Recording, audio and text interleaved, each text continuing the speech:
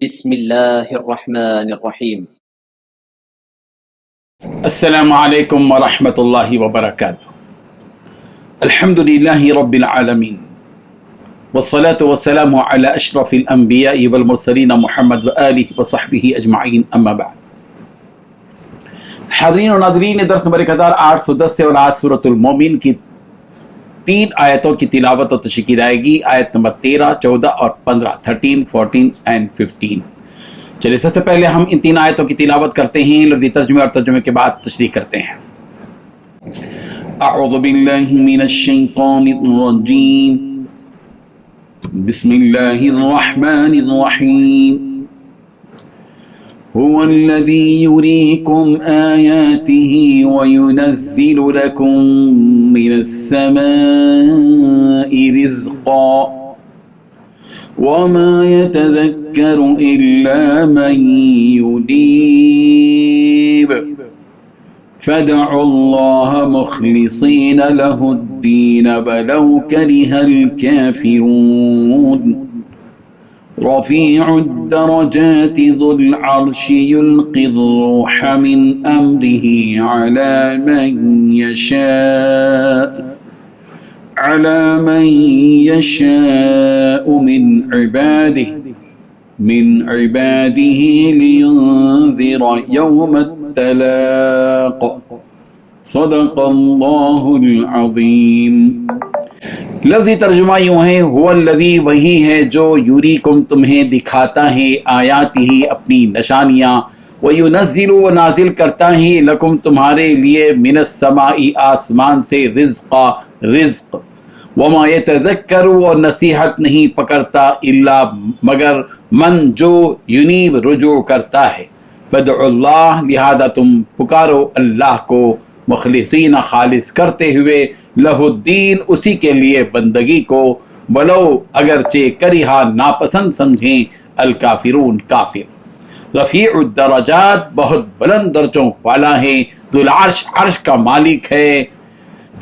یلقی وہ ڈالتا ہے، الروح روح، من امرہ اپنے حکم سے، علی من یشاء جس پر وہ چاہتا ہے، من عبادہ اپنے بندوں میں سے، لینذر تاکہ وہ ڈرائے، یوم الطلاق ملاقات کے دن سے. ترجمہ یوں ہے، وہی ہے جو تمہیں اپنی نشانیاں دکھاتا اور تمہارے لیے آسمان سے رزق اتارتا ہے، اور نصیحت تو وہی مانا کرتا ہے جو ہدایت کے لیے دل سے رجوع ہو. لہذا اے لوگو، اللہ کو اس طرح پکارو کہ تمہاری تابعداری خالص اسی کے لیے ہو، چاہے کافروں کو کتنا ہی برا لگے. وہ اونچے درجوں والا عرش کا مالک ہے، وہ اپنے بندوں میں سے جس پر چاہتا ہے اپنے حکم سے روح یعنی وحی نازل کر دیتا ہے تاکہ ملاقات کے اس دن سے لوگوں کو خبردار کر دے. ان 3 آیتوں میں 6 باتیں بیان کی گئی ہیں. پہلی بات، وہی ہے جو تمہیں اپنی نشانیاں دکھاتا ہے اور تمہارے لیے آسمان سے رزق اتارتا ہے. دوسری بات، نصیحت تو وہی مانا کرتا ہے جو ہدایت کے لیے دل سے رجوع ہو. تیسری بات، اے لوگو، اللہ کو اس طرح پکارو کہ تمہاری تابعداری خالص اسی کے لیے ہو. چوتھی بات، چاہے کافروں کو کتنا ہی برا لگے. پانچویں بات، وہ اونچے درجوں والا عرش کا مالک ہے. چھٹویں بات، وہ اپنے بندوں میں سے جس پر چاہتا ہے اپنے حکم سے وحی نازل کر دیتا ہے تاکہ ملاقات کے دن سے لوگوں کو خبردار کر دے. بزرگان محترم، ان آیتوں میں اللہ تبارک و تعالیٰ اپنی قدرت بیان فرما رہے ہیں تاکہ کفار و مشرکین اس پر ایمان لے آئیں. چنانچہ فرمایا گیا کہ وہ پروردگار یعنی ایسی اونچی شان کا مالک ہے اور ایسی قدرت والا ہے کہ اس نے انسانوں کی رہنمائی کے لیے چند نشانیاں تمہیں دکھلائی ہیں تاکہ تم ان نشانیوں کو دیکھ کر ہی صحیح اس اللہ پر ایمان لے آؤ. وہ نشانیاں کیا ہیں؟ وہ نشانیاں یہ ہیں کہ اس نے آسمان سے پانی نازل کیا اور رزق بھی نازل کیا. آسمان سے رزق نازل ہونے کا مطلب یہ ہے کہ اس نازل کردہ بارش نے مردہ زمین کو زندہ کیا، زمین سے کھیتی اگائی، پھل اور میوے اگائے.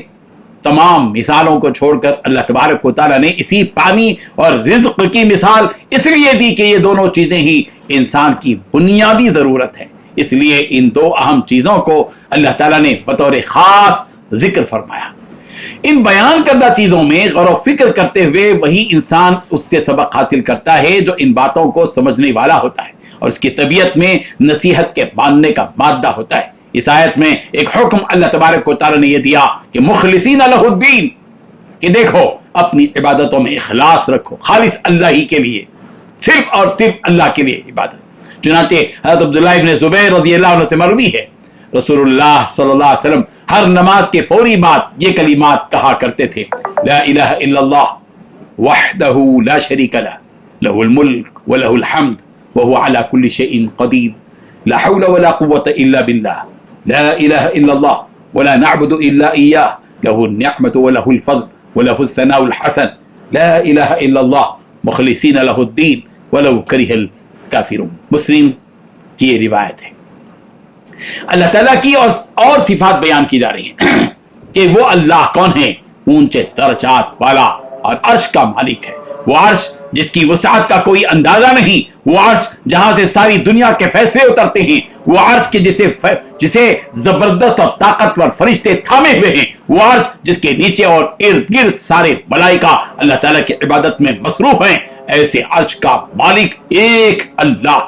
یہاں مالک سے مراد یہ بتانا مقصود ہے کہ ہر چیز پر اسی پروردگار کی قدرت ہے اور ہر کام اسی کے حکم سے صادر ہوتا ہے، اور جو دنیا جہاں کا مالک ہے، کیونکہ یہ سارے کام عرش سے صادر ہوتے ہیں، اسی لیے اس عرش کی جانب نسبت کر کے اللہ تبارک و تعالیٰ کی قدرت کو بتانا مقصود ہے، اور وہ جو کچھ کرنا چاہے کرتا ہے، اور اپنے بندوں میں سے جس پر چاہے وہی نازل کرتا ہے، وہی اتارتا ہے، تاکہ وہ انسانوں کو اس قیامت کے آنے والے دن سے ڈرائے۔ کسی کو یہ بولنے کا اختیار نہیں کہ اللہ نے انہیں کیوں نہیں نبی نہیں بنایا، کسی اور کو کیوں نبی بنایا گیا، یہ اختیار کسی انسان کو نہیں ہے۔ وہ رب ذوالجلال مختار ہے، قادر مطلق ہے، اسی کے ہاتھ میں سب کچھ ہے، اور ساری دنیا اسی کے مٹھی میں ہے، وہ جو چاہے کر سکتا ہے، اس کو کوئی روک نہیں سکتا۔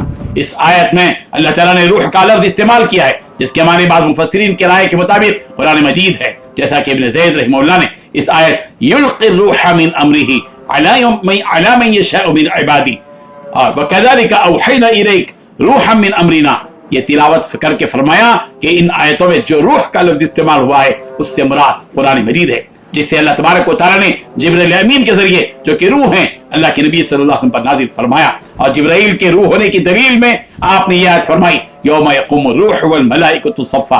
بعض مفسرین نے کہا کہ اس سے مراد نبوت ہے، جیسا کہ بعض مفسرین کا قول ہے۔ اللہ تبارک و تعالیٰ ان سے سبق حاصل کرنے کی توفیق عطا فرمائے، آمین۔ وآخر دعوانا ان الحمد للہ رب العالمین۔